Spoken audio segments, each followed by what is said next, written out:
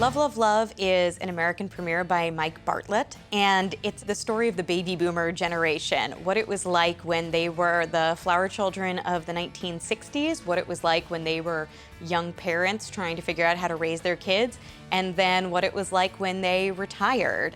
And I think that the play really zeroes in on the freedoms that were offered to the baby boomers that perhaps the next generation won't be seeing for themselves. The play is about generations and the identity of generations, but I think that the question of the play has to do with blame. And can you blame a generation for what, what comes after it or came before it? I really love the structure of the writing. I like the line by line playwriting, the wit of it. I like the danger implicit in it, and I really love the themes. So many themes in the play are universal, and themes of aging and time going fast, and did we follow our dreams? Did we do what we wanted to do, or are we stuck? And I think those are universal themes within any marriage or any family or anyone growing older. One would describe it as black comedy, because I think a lot of the comedy is to do with the juxtaposition of situation and the characters in them. The terrible things that these people are doing to each other, but in a very kind of light domestic way. These are not always nice people. They are really flawed characters. And to watch them constantly make wrong decisions or do things that are wonderful for themselves but might hurt somebody else, it's kind of fun.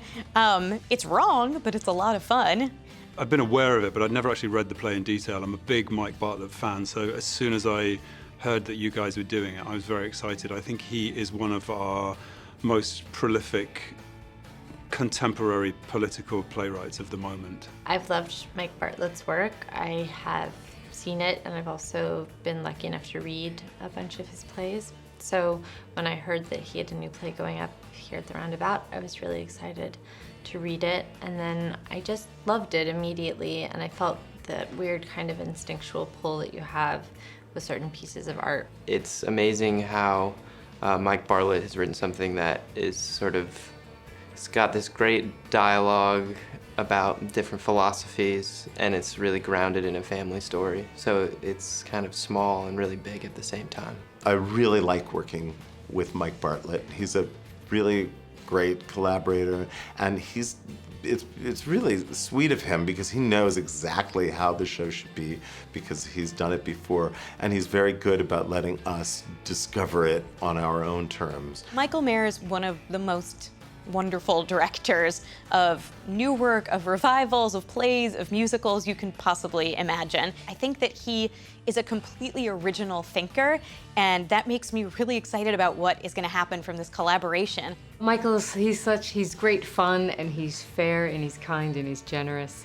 It's just, it's a trusting environment, and it's a fun environment. It's okay to fail.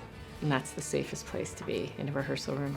I have been delighted by how smart and instinctive and in tune with the material he is, and I really feel like in great hands. I think pretty much all of the most impactful pieces of theatre that I've ever seen in New York City have been played by the Roundabout. And since my evolution coming out through drama school and joining the Royal Shakespeare Company and the National Theatre in the UK, my big question is, where is the American National Theatre? And I keep asking that question. And to me, the Roundabout represents that same standard of literary communication. It's the benchmark for every other piece of theatre, I think.